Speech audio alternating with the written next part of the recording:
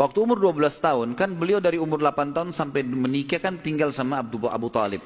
Dan Nabi SAW punya akhlak yang baik sekali, mulia sekali. Sampai Abu Talib itu sendiri malu dengan Nabi SAW di umur 8 tahun. Anaknya Abu Talib banyak. Kalau istrinya Abu Talib lagi siapin makan, anak-anaknya pada berebut. Nabi SAW duduk di pojok rumah. Enggak sama sekali. Enggak berebut. Nanti kalau selesai makan ada sisanya beliau makan. Sallallahu alaihi wasallam. Punya akhlak yang mulia dari masih kecil. Sampai Abu Talib bilang sama istrinya, khusus untuk Muhammad sisipkan makanan. Karena dia tidak ikut berebut sama mereka. Gitu kan. Baik, di umur 12 tahun, pernah satu waktu Abu Talib ini mau ke negeri Syam. Urusan dagang. Pertama kalinya Nabi SAW, biasanya Nabi ini selalu pemalu. Enggak banyak minta dan nuntut ke pamannya. Khusus pada saat itu Nabi SAW bergantung di bajunya Abu Talib, nggak mau lepasin. Pokoknya dia mau ikut. Abu Talib heran, tidak pernah Nabi SAW berperilaku begini. Musyawarah sama istrinya, nggak pernah Muhammad begini. Kenapa seperti ini? Pasti ada sesuatu gitu.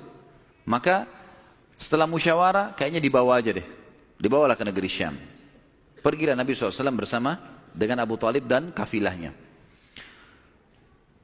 Pada saat mau tiba di negeri Syam, sebelum tiba di negeri Syam, kafilah ini melewatin sebuah gereja teman-teman sekalian, dan di situ ada satu pendeta bernama Bahira.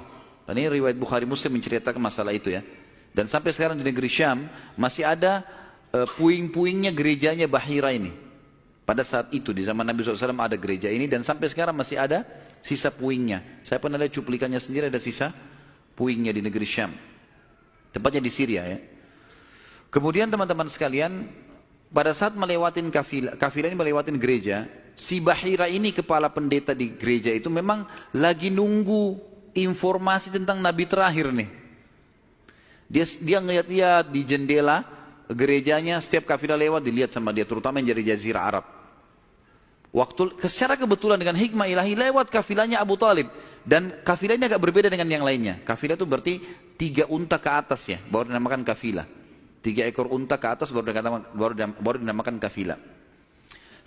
Waktu lewat kafilah Abu Talib ini ada awan yang menaunginya. Beda dengan kafilah lain, padahal lagi terik matahari.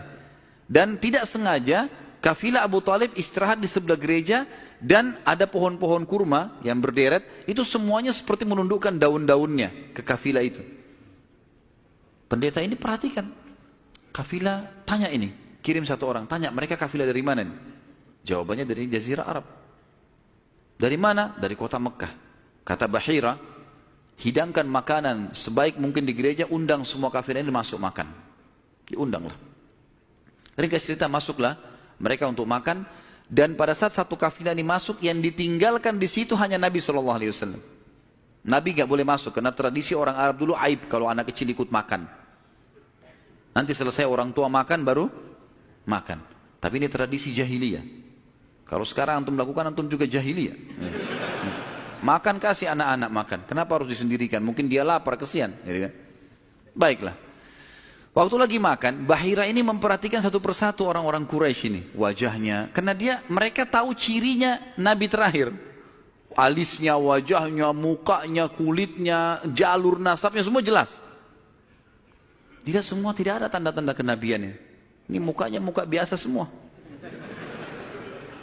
Maka si Bahira tanya, apakah masih ada dari kafilah kalian yang tidak ikut makan? Kata mereka, ada satu anak kecil di depan, kami suruh jaga barang kami. Kata Bahira, boleh saya ketemu? Oh silahkan. Mereka lagi asyik makan. Bahira keluar menemui Nabi SAW. Nabi lagi duduk di bawah pohon. Lalu Bahira memanggil dia, mengatakan, hai anak kecil, ikutlah dengan saya. Kafilahnya disuruh jaga oleh beberapa pegawainya Bahira ini. Masuk di satu ruangan di gereja, kemudian Nabi SAW berdiri lalu kata, jadi orang Mekah begini teman-teman, di Mekah itu ada patung, namanya Lat dan Uzza. Lat dan Uzza ini 2 patung yang luar biasa dikultuskan di Mekah, hebat patung ini, menurut mereka. Jadi kalau bersumpah atas nama Lat dan Uzza sudah tidak mungkin berbohong. Kalau bohong kualat nih. Maka pendeta ini tahu Bahira, dia bilang, hai anak kecil, saya akan bertanya kepadamu atas nama Lat dan Uzza. Ini semua anak kecil sampai orang tua di Mekah tahu nama ini. Dan mereka ketakutan kalau dengar nama ini. Apa jawaban Nabi SAW waktu itu umur 12 tahun. Masih kecil, kalau kita sekarang masih SD. Gitu kan. Maka beliau mengatakan, jangan engkau sebutkan dua nama berhala itu karena aku membencinya. Aku tidak suka dengan patung itu. Penasaran Bahir. Diperhatikan wajahnya, alisnya, matanya Nabi SAW. Perlu teman-teman tahu ya, ciri fisik Nabi SAW itu luar biasa. Tersebutkan secara rinci di Taurat dan Injil. Allah mengatakan dalam Al-Quran, A'udzubillahi minasyaitonirrajim, ya'rifunahu kama ya'rifuna abna'ahum. Orang-orang ahli kitab, terutama Yahudi dan Nasrani ini, maksudnya orang Yahudi dan Nasrani, betul-betul mengetahui Muhammad SAW sebagaimana mereka mengenal anak-anaknya. Karena terinci. Disebutkan dalam hadis, alis Nabi SAW seperti busur panah yang lebar, berwarna hitam dan tebal. Bola mata beliau SAW besar, kelopaknya dan dipenuhi dengan bulu mata yang lebat. Bola matanya putihnya putih bersih, hitamnya hitam pekat. Hidungnya yang mancung, bibir, dahi dan pipi yang setara dengan wajah, tidak oval dan juga tidak bulat, gitu kan? Kulitnya sangat putih sampai Nabi SAW pipinya kemerah-merahan. Jadi sangat tampan, luar biasa. Sampai ahli hadis mengatakan kalau Yusuf alaihissalam diberikan sepertiga gagahan dunia, maka Nabi SAW memberikan seluruh kegagahan dunia. Tidak pernah ada orang melihat Nabi SAW tidak suka. Manusia terbaik, pilihan, paling sempurna nasabnya, paling sempurna ilmunya, fisiknya, segala-galanya. Bahira memperhatikan Nabi SAW, ini semua ciri yang disebutkan dalam Injil ada. Dia masih bimbang, dia ingin buktikan satu hal. Apa itu? Dalam Taurat dan Injil juga disebutkan Nabi, setiap Nabi itu punya tanda kenabian. Apa tanda kenabian teman-teman sekalian? Sebuah daging yang menggumpal di pundak sebelah kanan. Dan daging itu berwarna merah kehitam-hitaman dan dimiliki dengan atau memiliki bulu yang lebat. Maka Bahira berkata, hai anak kecil, apa kau izinkan saya untuk melihat punggungmu? Dia mengatakan, iya silakan. Dibukalah oleh Nabi SAW. Begitu dia lihat tanda itu, lalu Bahira menciumnya dan mengatakan, kaulah orangnya. Tapi garis bawah satu hal ya, tanda ini tanda kenabian. Sudah selesai dengan Nabi Muhammad SAW. Jadi kalau di punggung antum ada dusta semua itu. Tidak ada hubungannya sama Nabi. Loh ya, karena banyak orang yang ngaku-ngaku Nabi nih.